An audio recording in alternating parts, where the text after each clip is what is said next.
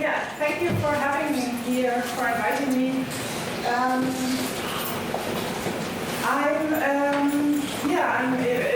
You already heard that I'm a bit the odd one out. I'm not really an expert in martyrs or religious discourse, but I come from this field of literary studies. And in addition, I won't be talking about Jesuits or missionaries. And I'm also not discovering new material. I didn't go to any archives. So let's see how that works. In Renaissance England, religion is closely connected to dynastic politics. As is generally known,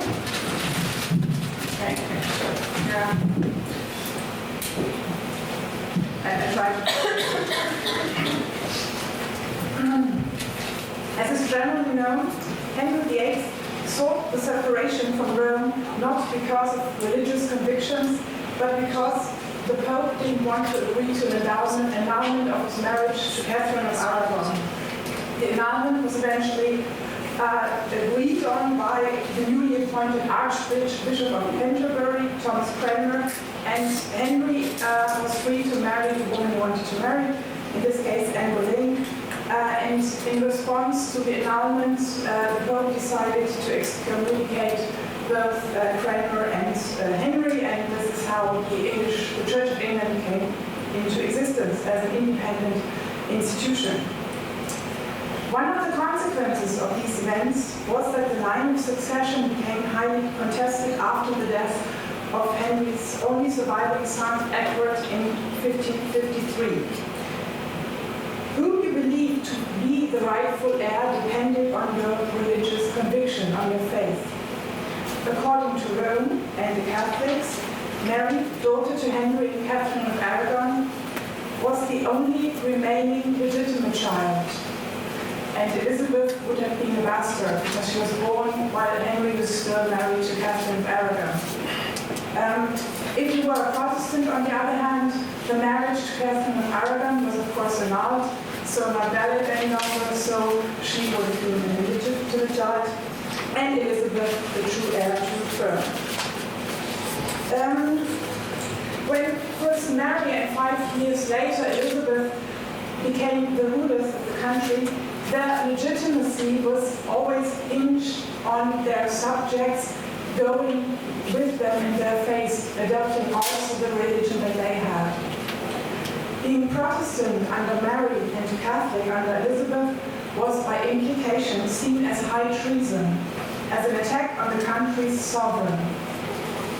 In England, religious persecution was less severe than in the continent, but was nevertheless of a, until then, unknown intensity, especially during the reigns of Elizabeth and Mary. Because Mary was England's last Catholic ruler, and Renaissance historiography, as all history writing, of course, was bound to represent the winner's version of the past, accounts of the Catholic martyrs were not published in Renaissance England. The Elizabethan age's official version of religious martyrdom is merely interested in Protestant martyrdom. Under Elizabeth, because she introduced a special set of laws known as the treason laws, Catholics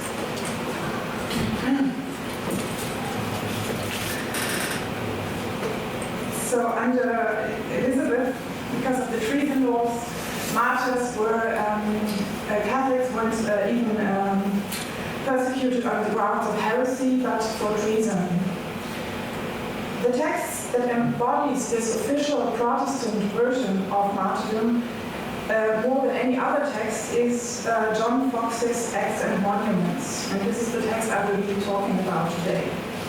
And being a literary scholar, I will take the German narrative that we have in the title of the conference as my focus point, and to first of all discuss the general, it's not really a story and narrative, but I look at the whole book as some sort of narrative, and the narrative that is unfolded in it In the second step, I will look at the special sections which deal with martyrdom, so biographies of martyrs, and describe how their story is being told. In the concluding part of my paper, I will then discuss how far the Protestant martyrs are to be conceived of as new martyrs, in contrast, of course, to the Catholic martyrs, the Catholic saints of the previous periods. And after what we heard today, I think there's probably some friction with other conceptions we heard of. Even in the field of narrative theory, there is no consensus what exactly a narrative is. One of the disputed points is the concept of the narrator. While the existence of a mediating consciousness has long been understood as the defining feature of narrative, the narrator is now, for many scholars, no longer a prerequisite of narration, nor is the existence of a text for that matter. However, today I would like to work with a rather conventional concept of narrative, and that is of the narrative as a semiotic representation of a story world. The story world consists at least of the world itself, which has a spatial and a temporal extension, and agents in that story world who experience whatever. Act usually also, but they can also just experience without the actions. A text without events is not considered a narrative in narrative theory, but rather a description. What distinguishes a narrative from non-narrative representation is also that there is causality. So a narrative constructs, unlike just a list of events, constructs the idea that the events are connected causally, so that one event results in another one. Or one decision, one event has consequences. It is this connectedness of the event which is mainly responsible for what that can be considered the primary function of storytelling, that is, narrative sense-making. This sense-making potential of narrative is at the core of the current omnipresence of narrative research in the humanities. To phrase it with Mika Baal, I know this works differently than what that narrative is alive and active as a cultural force, not just as kind of literature. It constitutes a major reservoir of the cultural baggage that enables us to make meaning out of the chaotic world and the incomprehensible events taking place in it. And not to be forgotten, narratives can be used to manipulate. In short, it is a cultural force to be reckoned with.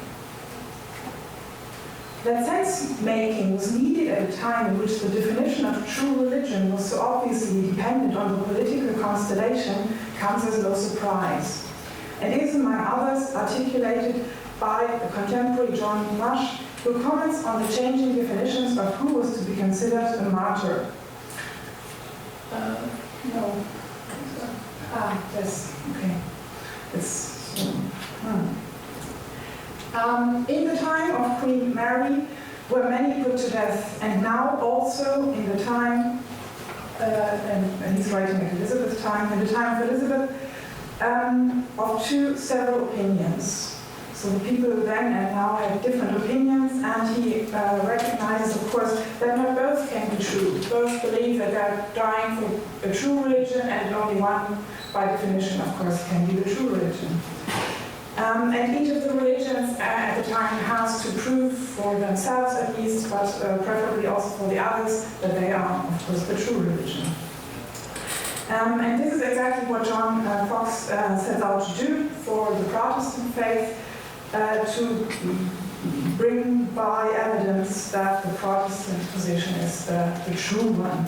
And true religion is probably one of the most often used phrases in false religion in the book.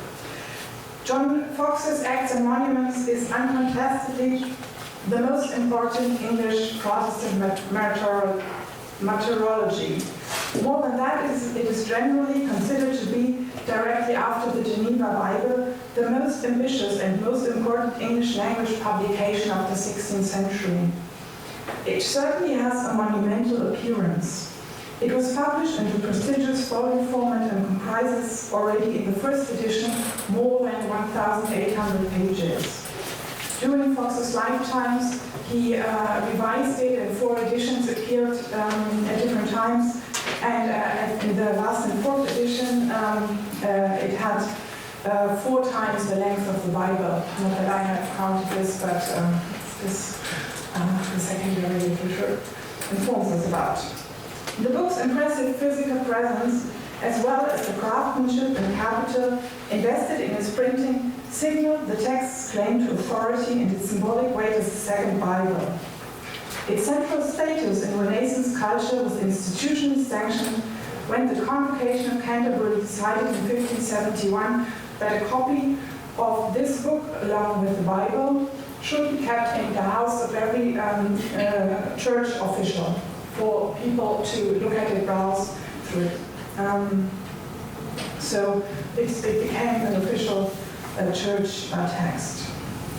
The textual form of the Acts of Monuments has a history of repeated reconceptualizations, and this is what I'm going to talk about now for a second. There were originally first 2 Latin earlier versions, shorter versions of this, before the 4 English editions appeared. And when Fox decided to write about martyrs, he was, Mary was not yet queen, and he had first of all the martyrs in mind of the early Reformation under Henry VIII, before Henry VIII eventually did turn away from the Pope. And he looked at this time and only looked into the past in a very limited way. He went back to the 14th century.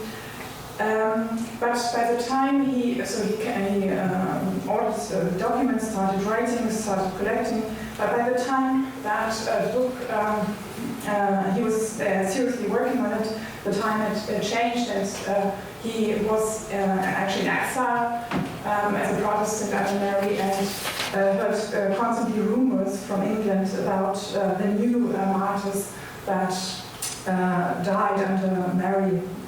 And then he changed the project, and the first Latin edition already contains a very substantial part about the Protestant martyrs under Mary.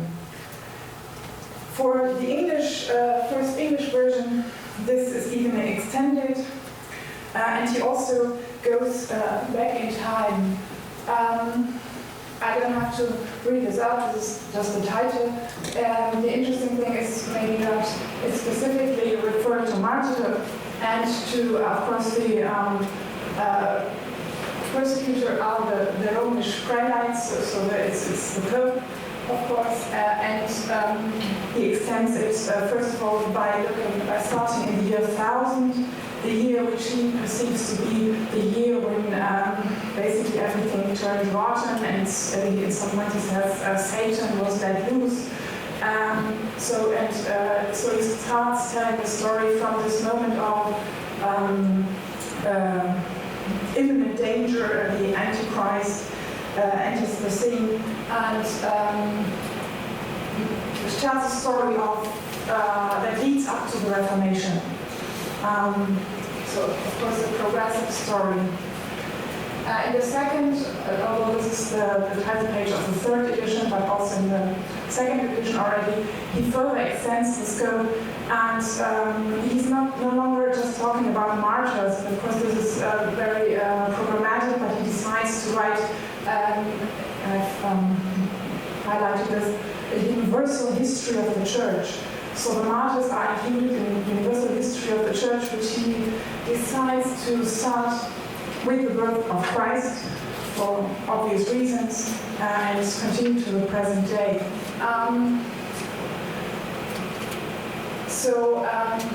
This is of course a much more ambitious project. It's no longer about just recording what is happening now, but including the past and of course appropriating the past. The Reformation is still not conceived of as something that is new and separate, but the history of the Church starts with Christ, and the Reformation basically just continues that what should have happened anyway, and the Catholic faith is depicted as some sort of aberration, so some wrong path that was taken at some point. Essentially, so there's an implied narrative, implied by the structure of the book, and there's something that you can also see if you look at the titles of the different chapters. Essentially, though, Acts and Monuments is not a narrative. It does not try to tell a story like a history book you open and it tells you a story, but it is more like a chronicle. So you'll find lots of sources that are quoted, and basically the order is chronological, and that is by year or even by week or month. And then it starts on February the 5th, this and this happened, and combines even information about the Martyrs and other decrees on religion.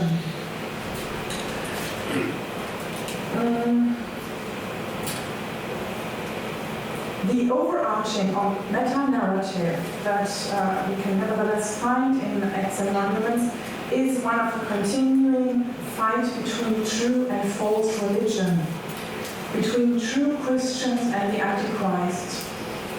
In its preface, Fox identifies different stages of the history of the Christian Church. The first stage is the beginning of Christianity. The second stage is a time of growth and prosperity, which is followed by a time of decline. And then in the, I mentioned already, in the year 1000, Satan broke loose, and the present stage now brings a renewed strength of the true church, which defies and fights the Antichrist in Rome. The Reformation of the Church can therefore be conceptualized as a restoration rather than a turn for something new. And transparency, I quote a small one here that at some point he defines the reign of King Edward, who is of course the first king who seriously tries to introduce Protestant reform as the time when God's true religion was begun to be restored. So it's turning back to what that was there before. The binary organization of the world at the basis of this meta-narrative can be illustrated. So rather than giving you a quote, I would like to illustrate this with a reference to the title page. And this runs the whole page, and you can see that we have different panels, and the panels itself do construct a story if you read them from bottom to top. And of course you also have right and left, and something that you cannot see on this version here is, but in another version it occurs, is that another edition on the left-hand column it says the persecuted church, and on the right hand the persecuting church. I have more detailed pictures now to illustrate. This is the one. So the one column is, of course, presenting the Protestant faith, and the other one the Catholic. You can see here already images. I have a bit larger still. This is the persecuting church. You see the procession, the rosaries, the shrine at the roadside and at the top left of the building. Of course, indications for Catholics, and on the other hand, here a representation of the Protestant church, the Protestants' ideas represented through, among other things, of course, sermons, someone talking, but also reading the left bottom corner. And instead of iconographic images of God, we have here the tetragrammaton that is prayed to by the people. So we have also direct communication with God, of course, one of the ideas of the Protestants. And the kneeling position indicates their devotion. The second row, moving out now in the image, indicates different forms of worship. And this is the image from the right-hand column, where we can see people celebrating a mass. The priests lifting the host, while the man kneeling to his left and right are ringing the altar bells, and they're burning frankincense. The congregation are blowing the trumpet, but in a somewhat disorderly fashion. This becomes particularly apparent when comparing it to the corresponding image on the other side. I mean, you can look there and speak to the microphone. That's it. So I hope you hear me, otherwise I have to stop looking at the image and try to remember.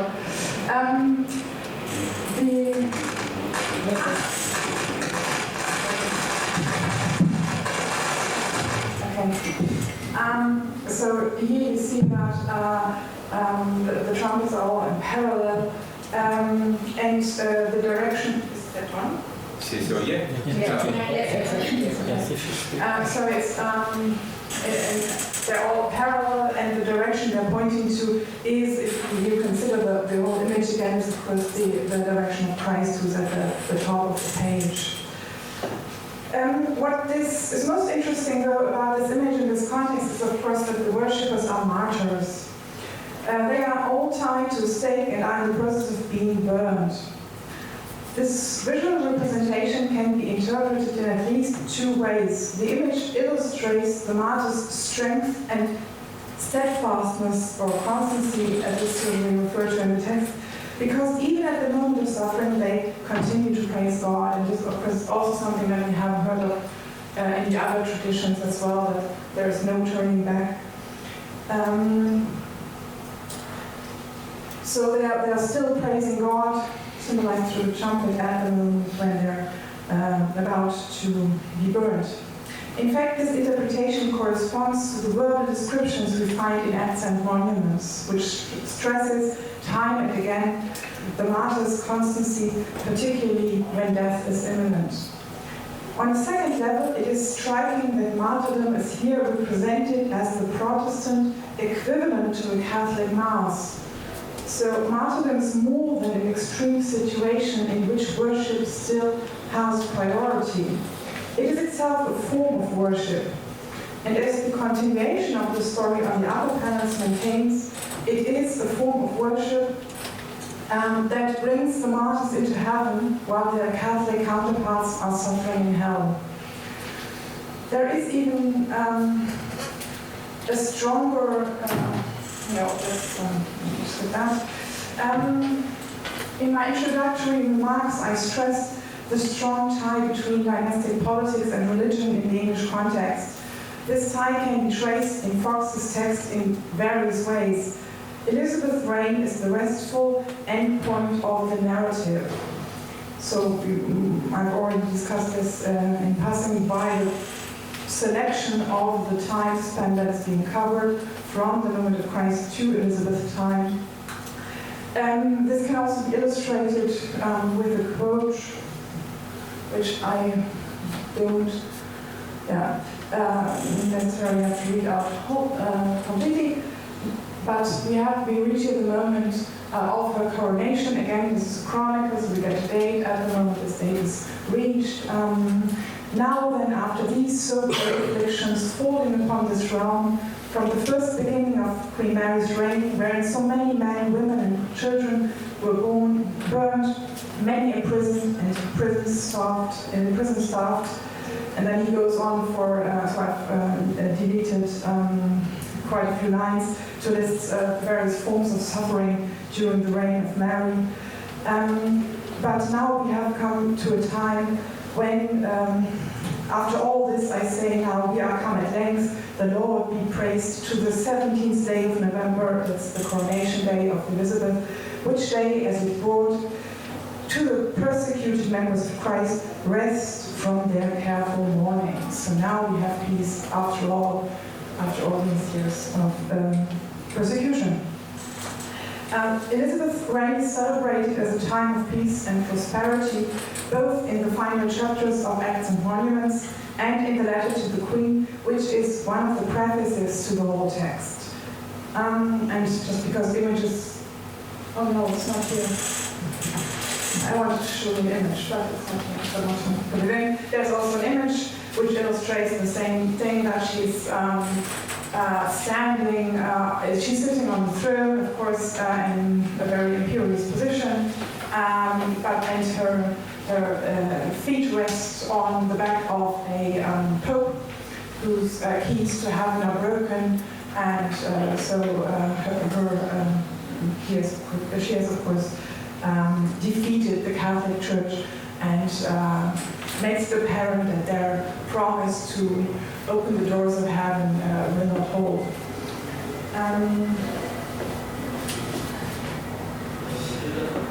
This is this reference to Elizabeth is in the second edition, the end point of the Acts and Monuments. I also looked at some editions from the 17th and 18th century, because the book was reprinted many times in many different decades. And it's interesting that this story is continued even after Fox has given up on the or died, so couldn't continue the project. And you find other events which are put into the same line of describing in a way that's quite typical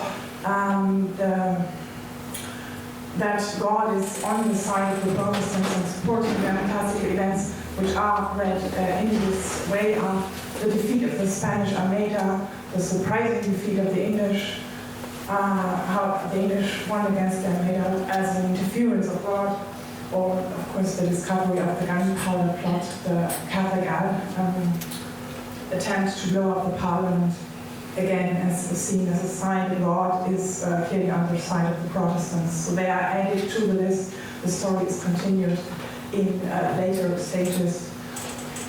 However, I will now turn to the micro-narrative of Acts and Monuments. When did I start? We have about 5 more minutes. Oh, okay. Then I do this very quickly. And not brief maybe. What we have is that basically we have a list of the same narratives over and over again. They are very similar.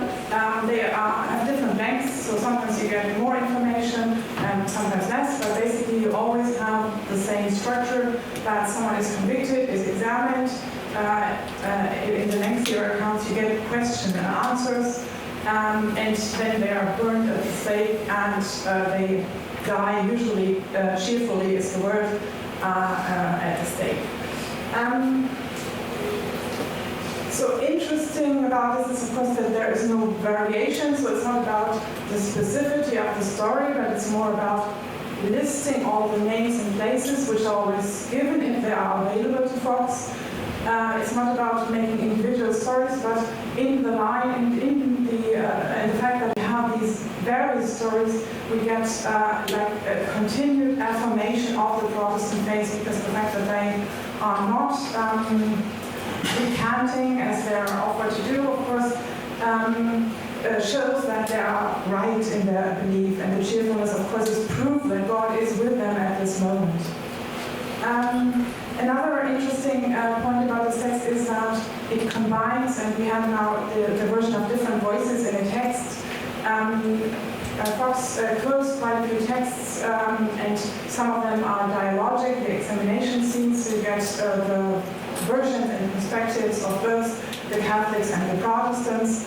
And the text stages that the Protestants' version is superior by making their arguments more convincing. So the Catholics, of course, always lose in the battle of words.